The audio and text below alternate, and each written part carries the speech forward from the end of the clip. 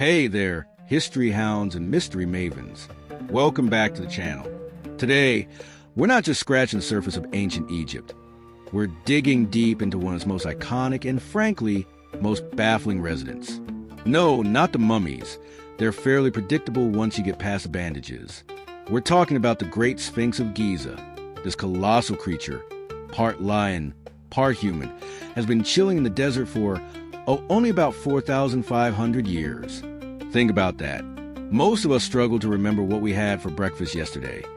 And this guy's been holding a permanent pose since before the wheel was trendy. But beyond its undeniable wow factor, the Sphinx holds secrets that still have Egyptologists scratching their heads.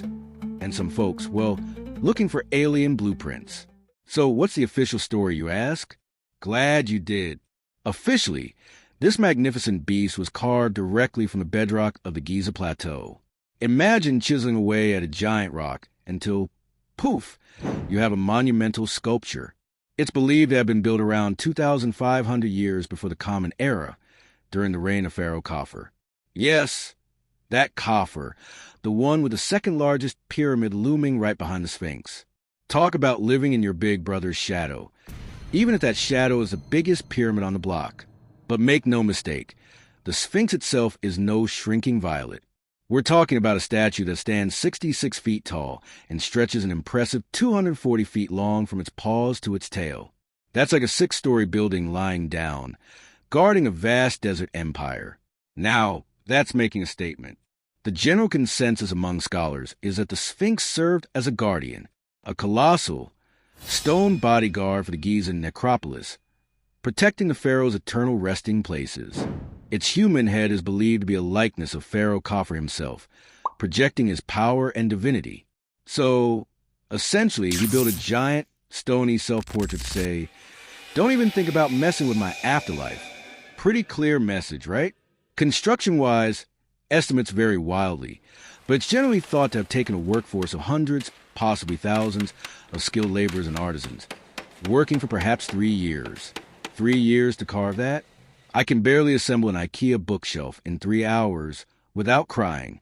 Hats off to those ancient Egyptian builders. But here's where things get interesting, friends.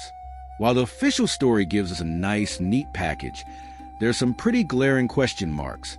Mysteries that have kept scientists and armchair archaeologists up at night. For starters, the age enigma. Geologists like Robert Schoch have argued that the erosion patterns on the Sphinx and its enclosure walls look more like water erosion than wind and sand. Now, Giza is pretty much the poster child for desert, so if it was water, we're talking about a much, much older monument, predating Khafre by thousands of years to a time when Egypt was a lush, rainy wonderland. Imagine the Sphinx chilling in a rainforest. Suddenly, that stoic look makes a lot more sense if you've seen a few more rainstorms than we think. And speaking of age, another fascinating theory suggests the Sphinx originally sported a lion's head, not a human one. Take a look. Doesn't the current human head seem a tad small, perhaps a little out of proportion with that massive lion body? Proponents of this idea argue that the original lion head was recarved into the likeness of Pharaoh Khafre's head much later. This would further support the idea that the Sphinx existed long before Khafre came along, its original purpose lost to the sands of time before being rebranded by a pharaoh. It's like putting a new ornament on a vintage car. Still impressive. But you wonder about its original design. Then there's the missing nose and beard mystery. We all know the Sphinx lost its nose. The common myth blames Napoleon's troops, but illustrations from before Napoleon's arrival show it was already missing. Some say it was religious iconoclasm. Others point to natural erosion. And the beard? Fragments of ceremonial beard were found, now residing in the British Museum. Was it original or added later? The Sphinx, being the ultimate poker face, isn't telling. Perhaps the most intriguing mystery, and one that sparks endless theories, is the Hall of Records or secret chambers beneath the Sphinx. Legends speak of hidden libraries or archives of ancient knowledge, containing secrets from a lost civilization. While seismic surveys have detected anomalies and some shafts have been explored, no definitive Hall of Records has been found.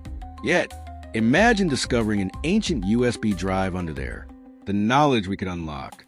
Some even propose that the Sphinx is much more than a mere statue, that is an astronomical marker, aligning with celestial events or constellations like Leo. Could this stone giant be a silent, cosmic calendar, tracking the great cycles of time? The possibilities are as vast as the desert itself. So, while the textbooks give us a solid foundation, the Great Sphinx of Giza remains a monumental question mark, shrouded in sand, mystery, and a whole lot of unanswered whos and whats. Perhaps that's its true purpose, to remind us that even after thousands of years, history always has more stories to tell, more secrets to reveal. And maybe, just maybe, it's subtly laughing at all our elaborate theories. What do you think is the biggest Sphinx mystery? Did Khafre really build it? Is there a secret library waiting to be found? Let us know in the comments below. If you enjoyed this dive into ancient enigma, smash that like button, subscribe for more historical adventures, and ring that notification bell so you don't miss our next journey through time. Until next time, keep exploring, keep questioning, and keep an eye out for any giant, stony guardians. You never know what secrets they might be hiding.